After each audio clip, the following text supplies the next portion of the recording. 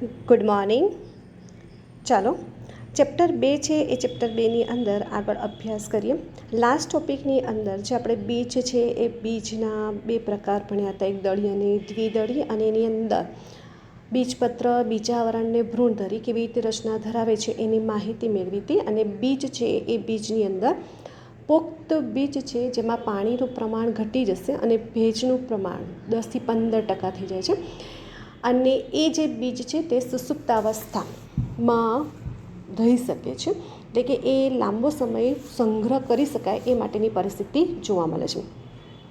અહીંયા જે બીજ છે એ બીજ આપણને કઈ રીતે લાભદાયી છે, અને કેટલાક જે બીજ છે પૃથ્વી પર કે જેના ઉપર એની જીવિતતા એટલે શું કે અંકુરણની જે ક્ષમતા છે એ તમારે સમજવાનું છે.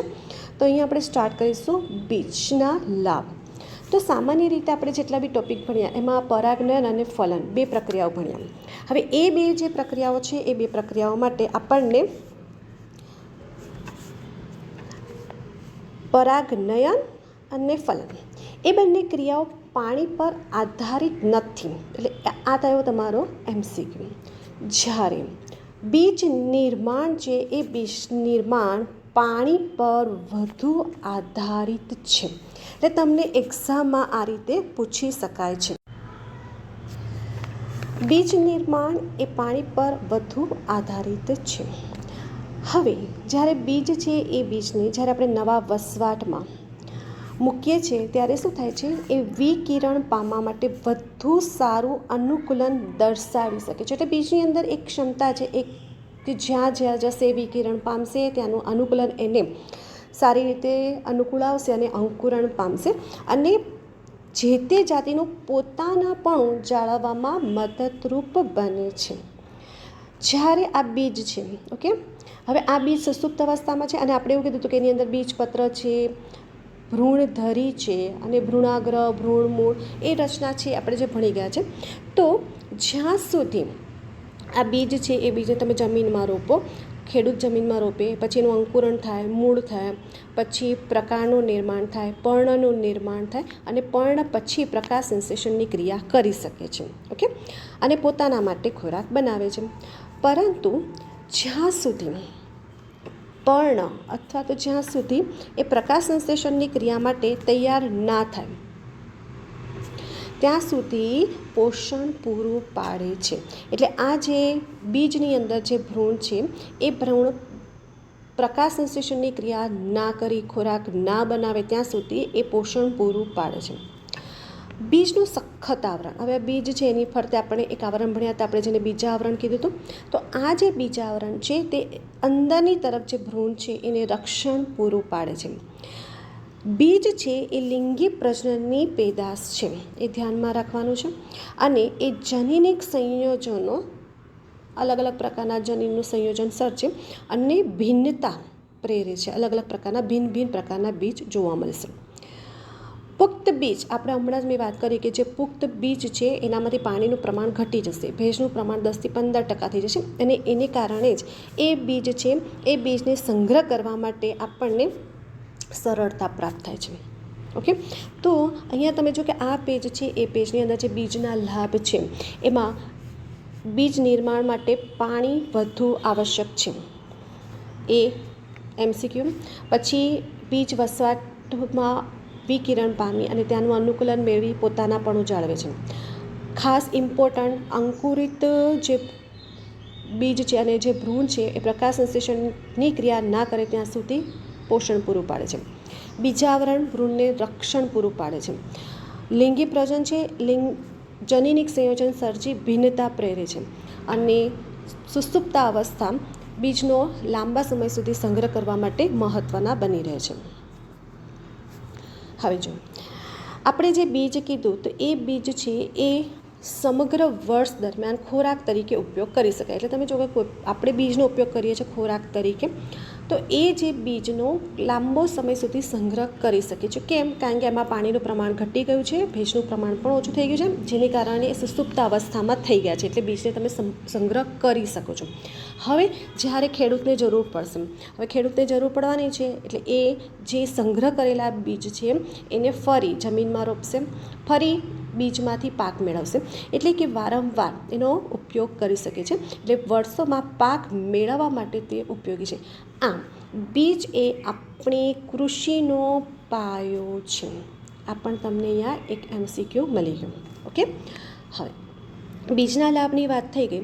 હવે બીજની જીવિતતા. હવે બીજની જીવિતતાનો અર્થ શું? તો સામાન્ય રીતે બીજ છે.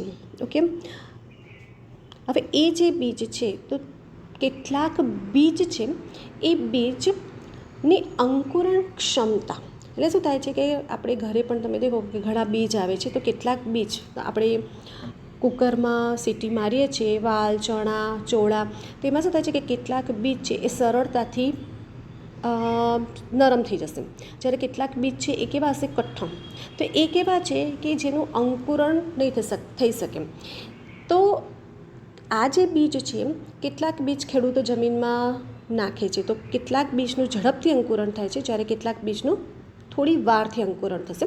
તો અલગ અલગ ટાઈપના બીજ જોવા મળશે. તો એ જીવિતતા તરીકે ઓળખવામાં આવે. એટલે કે કેટલાક બીજ મહિનાઓ સુધી તમે મૂકી રાખો અને પછી એનું અંકુરણ કરો તો અંકુરણ થાય છે. કેટલાક થોડાક સમય, એટલે તમે શું છે કે એને તમે બીજને થોડાક સમય મૂકી રાખો અને પછી અંકુરણ કરો તો થતું નથી. કેટલાક બીજ છે વર્ષો પછી પણ અંકુરણ પામે છે. તો અહીંયા આની અંદર આ જે પેરેગ્રાફ છે એની અંદર કયા કયા બીજ છે જે વિશેષતાવાળા છે કે વર્ષો પછી અંકુરણ થતા હોય એના ઉદાહરણો અહીંયા ભણવાના રહેશે. તો અહીંયા જો એક પેરેગ્રાફ કે થોડાક મહિનામાં જીવિતતા ગુમાવે છે, એટલે કે બીજનું વિકિરણ થયું તો કેટલાક બીજ મહિનાઓ પછી પોતાની જીવિતતા ગુમાવી દે, પછી મહિના પછી તમે એનું અંકુરણ કરો તો એ અંકુરણ થાય નહીં. મોટાભાગના જે બીજ છે એ બધા જ વર્ષો સુધી જીવંત રહેતા હોય છે. કેટલાક બીજ 100 વર્ષ કરતાં પણ વધુ વર્ષો સુધી જીવંત રહે છે, એટલે 100 વર્ષ પછી એ બીજને અંકુરણ કરો તો પણ એનું અંકુરણ થાય છે. એવા બીજ પણ જોવા મળ્યા છે. ઘણા જૂના હોવા છતાંય બીજ જીવંત રહેતા હોય એવા પણ પુરાવા મળ્યા છે. એટલે ઘણા વર્ષો જૂના હોય, 2000 વર્ષ જૂના પણ હોય ને તો પણ અંકુરણ થયા હોય એવા પુરાવા પ્રાપ્ત થયા છે. તો અહીંયા આપણે થોડાક ઉદાહરણ જોઈએ જે વિશેષતાવાળા છે. તો સૌથી જૂનું બીજ લ્યુપાઇન, મોસ્ટ IMP SQ. સૌથી જૂના બીજનું નામ આપો તો લ્યુપાઇનમ. અને આ જે લ્યુપાઇન છે એ લ્યુપાઇન આર્કિટિક ટુન્ડ્રમાં 10,000 વર્ષના સુસુપ્તા પછી અંકુરિત થયા છે અને તેના ઉપર પુષ્પ ઉત્પન્ન કર્યા છે તેવા પુરાવા પ્રાપ્ત થયા છે.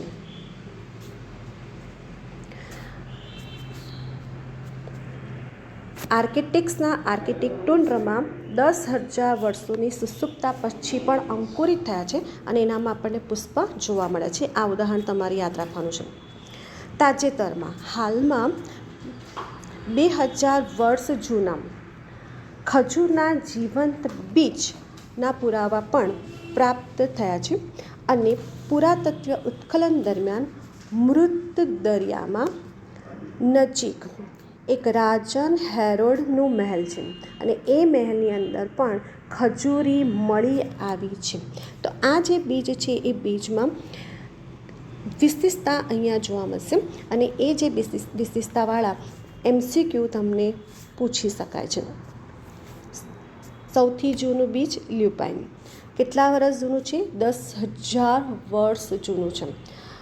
તાજેતરમાં કેટલા વર્ષ જૂના બીજ મળી આવ્યા છે? તો 2000 વર્ષ જૂના. કયા? તો ખજૂરના. એ જ રીતે ઉત્ખનન દરમિયાન આપણને રાજન હેરોલ્ડના મહેલમાં, અને એ ક્યાં મળ્યા છે? મૃત દરિયાની નજીક ખજૂરી મળી આવી છે. તો આ થયા તમારે બીજની જીવિતતા અને આ જે પેરેગ્રાફ છે એનામાં તમને MCQ મળે. બીજા છે કેટલીક વનસ્પતિ છે એની વિશેષતા. ઓકે, તો જો કેટલીક વનસ્પતિની વિશેષતા અહીંયા પણ આ તમને SQમાં પૂછી શકાય. ઓર્કિડનું દરેક ફળ હજારોની સંખ્યામાં નાના નાના બીજ ધરાવે છે. પરોપજીવી તરીકે ઓરોબેન્કી અને સ્ટ્રાઇકામાં પણ જોવા મળે છે. ઓર્કિડ તો છે જ પરોપજીવી, પણ બીજા કયા છે? ઓરોબેન્કી અને સ્ટ્રાઇકામાં પણ આ રીતની રચના જોવા મળશે. વડના ટેટા, અને એ જે વડના ટેટા છે એ વડના ટેટાની અંદર પણ આપણને એના બીજમાં પણ, એટલે કે એની અંદર ઘણા બધા બીજ જોવા મળશે અને દરેક બીજમાંથી મોટા મહાકાય વૃક્ષ તૈયાર થતા જોવા મળે છે. તો આ રીતે વનસ્પતિ છે એ વનસ્પતિની વિશેષતા અહીંયા આવે છે. તો તમે જો કે અહીંયા બીજ છે એ બીજના લાભ અને બીજની જીવિતતા અને કેટલીક વિશેષતા વિશે અહીંયા આપણે સમજ મેળવી છે. હવે બીજ પછી શેનું નિર્માણ થાય? ફળનું નિર્માણ થાય. તો આપણે આ સ્ત્રી કેસર છે, ઓકે,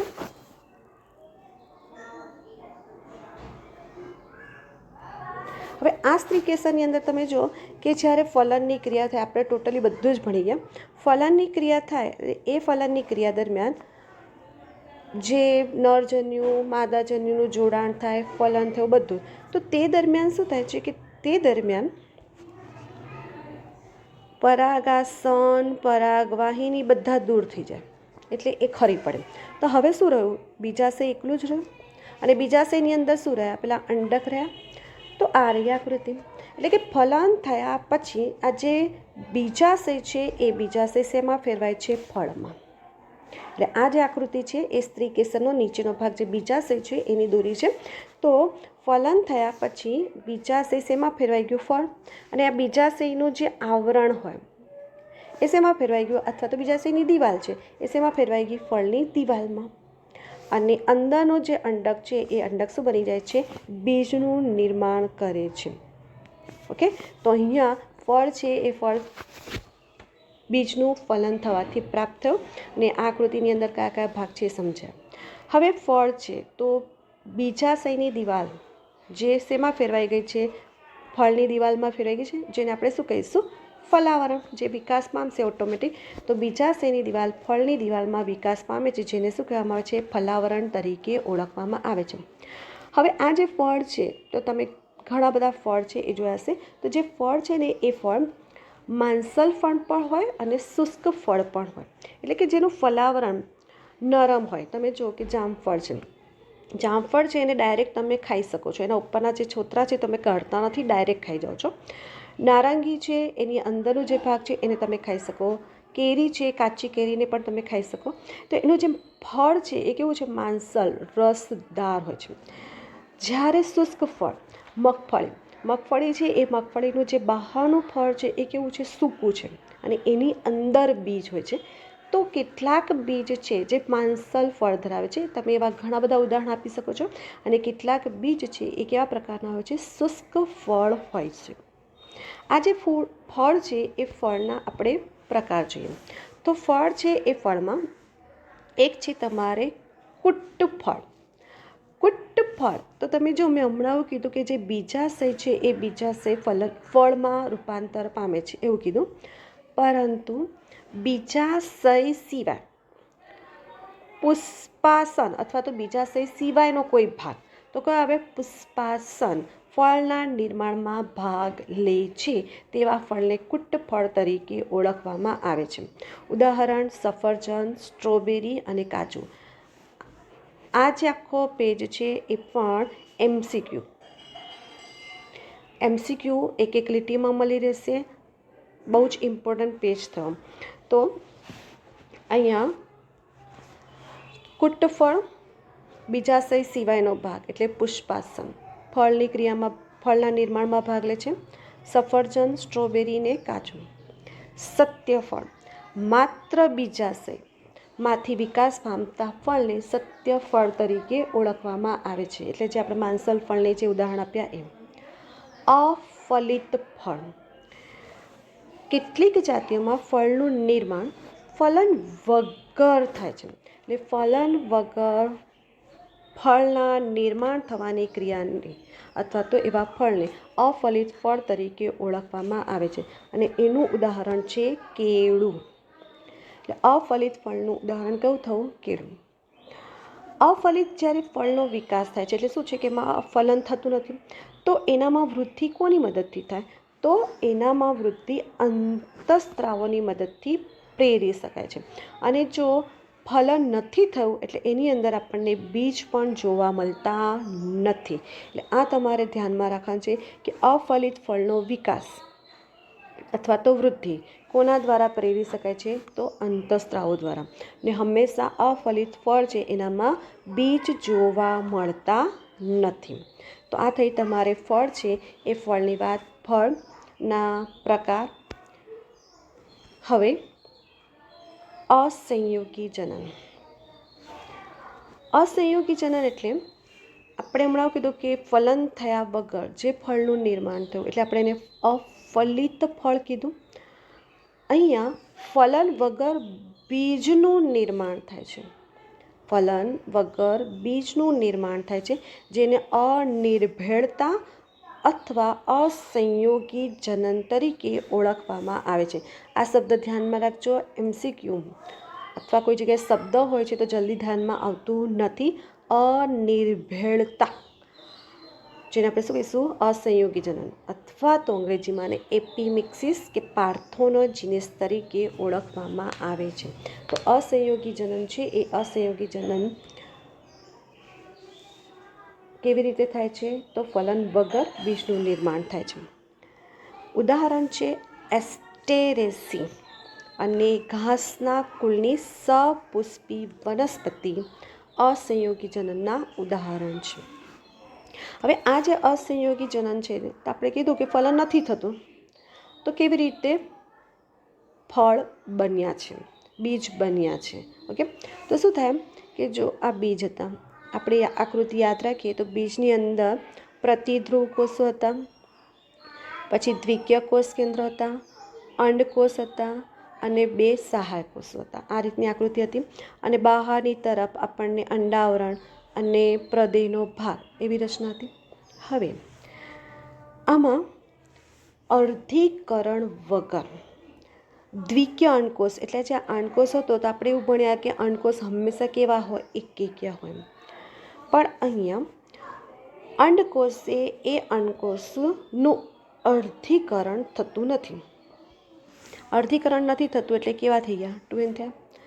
અર્ધીકરણ વગર દ્વિકીય અંડકોષનું નિર્માણ થાય છે અને ફલન વગર ભ્રૂણમાં વિકાસ પામે છે. 2n થઈ ગયા અને ડાયરેક્ટ શું થઈ ગયો? ભ્રૂણ બની ગયો.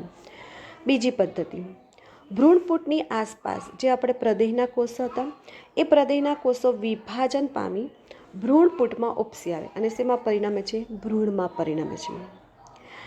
આવી જાતિમાં દરેક અંડક ઘણા ભ્રૂણ ધરાવે છે, કારણ કે જે પ્રદેહ છે એ પ્રદેહના કેટલાક કોષો વિભાજન પામ્યા એટલે તેની અંદર આપણને દરેક અંડક ઘણા ભ્રૂણ ધરાવે છે. આમ એક બીજમાં એક કરતાં વધારે ભ્રૂણની હાજરીને બહુભ્રૂણતા તરીકે ઓળખવામાં આવે છે. તો અહીં તમે જો કે 2n હતા, દ્વિકીય અંડકોષ એનું નિર્માણ કર્યું, ભ્રૂણનો વિકાસ થયો. બીજી પદ્ધતિ કે પ્રદેહના કોષો વિભાજન પામ્યા અને ભ્રૂણમાં પરિણમ્યા. અંડકમાં પણ ભ્રૂણ જોવા મળ્યા એટલે કે એક બીજમાં એક કરતાં વધારે ભ્રૂણ જોવા મળ્યા એટલે બહુભ્રૂણતા. અહીંયા કીધું એકેકીય એટલે કે n થયા. એકેકીય અસંયોગી જનન થયું તો એનો ભ્રૂણ પણ કેવો થયો? એકેકી થયો. એટલે એકેકીય અસંયોગી જનનમાં સર્જાતો ભ્રૂણ કુદરતી રીતે કેવો હોય છે? એકેકીય. અહીં એક ઉદાહરણ આપ્યું છે કે નારંગી છે. એ નારંગીના બીજને તમે દબાવો તો દરેક બીજમાં વિવિધ કદ અને આકાર ધરાવતા ભ્રૂણ જોવા મળે છે. એટલે તમને MCQ પણ પૂછી શકે કે નારંગીના બીજને દબાવતા કદ અને આકાર, વિવિધ કદ અને આકાર ધરાવતા શું પ્રાપ્ત થાય છે?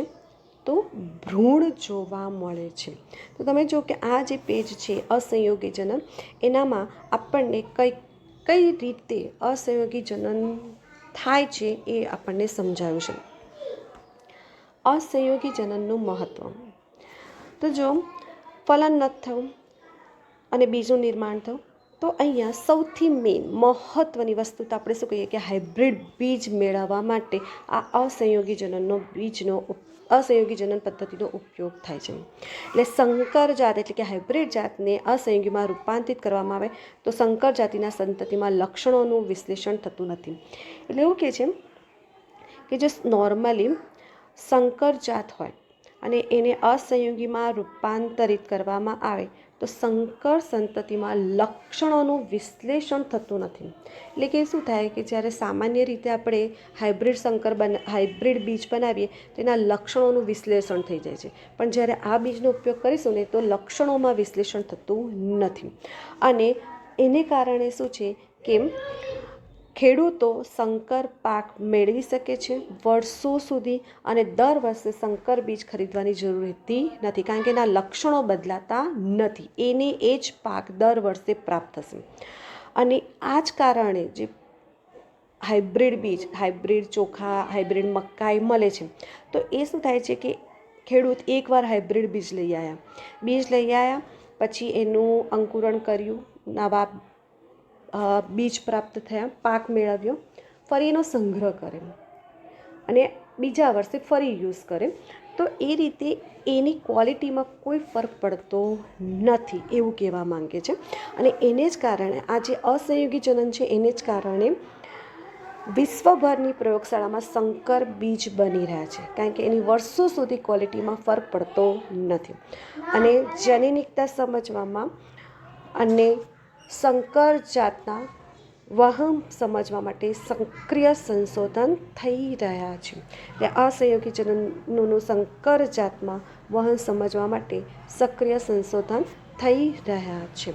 તો અહીંયા તમે જુઓ કે અસંયોગી જનન છે એનું મહત્ત્વ કઈ રીતે છે એની પણ સમજ મેળવી. તો અહીંયાથી પણ તમને ઘણા બધા MCQ મળી જાય છે. તો તમે જો કે અહીંયા જે ચેપ્ટર છે એ ચેપ્ટરનો લાસ્ટ ટોપિક છે એ પણ અહીંયા પૂર્ણ થયો, ચેપ્ટર પણ પૂર્ણ થાય છે. તો અહીંયા તમને બીજ છે એના લાભ છે, એના થિયરી શોર્ટમાં મેં દર્શાવી છે અને તમને સાથે સાથે MCQ પણ મળી જશે. અહીંયા જીવિતતા છે, અહીંયા પણ જ્યાં જ્યાં MCQ છે મેં એની સમજ મેળવી છે. આ કેટલીક વનસ્પતિ છે એની કઈ કઈ વિશેષતા છે એની વાત કરી. ફળ કઈ રીતે નિર્માણ પામે છે, કુદરતી રીતે જે ફળનું નિર્માણ કેવી રીતે થાય છે, માંસલ ફળ, શુષ્ક ફળ કેવી રીતે છે એની સમજ મેળવી છે. ફળના જે પ્રકાર છે, કુટ્ટ ફળ, સત્ય ફળ અને અફલિત ફળ, એની વ્યાખ્યા અને ઉદાહરણને ધ્યાનમાં લેવાનું છે. અસંયોગી જનન કેવી રીતે છે એટલે કે એને પાર્થોનોજીનેસ તરીકે પણ પરીક્ષામાં પૂછી શકાય, તો તમારે ધ્યાનમાં લેવાનું છે. આમાંથી જેટલા પણ MCQ છે તમારે તૈયાર કરવાના રહેશે. અને લાસ્ટ ટોપિક અસંયોગી જનનનું મહત્ત્વ. અહીંયા આખું જે ચેપ્ટર છે અહીંયા પૂર્ણ થાય છે. દરેક લેક્ચરની અંદર મેં થિયરીને શોર્ટમાં કરીને દર્શાવી છે, સાથે સાથે મેં MCQને પણ દર્શાવ્યા છે. તો તમને અહીંયા ચેપ્ટરને સરળ રીતે સમજવામાં મહત્ત્વ રહેશે.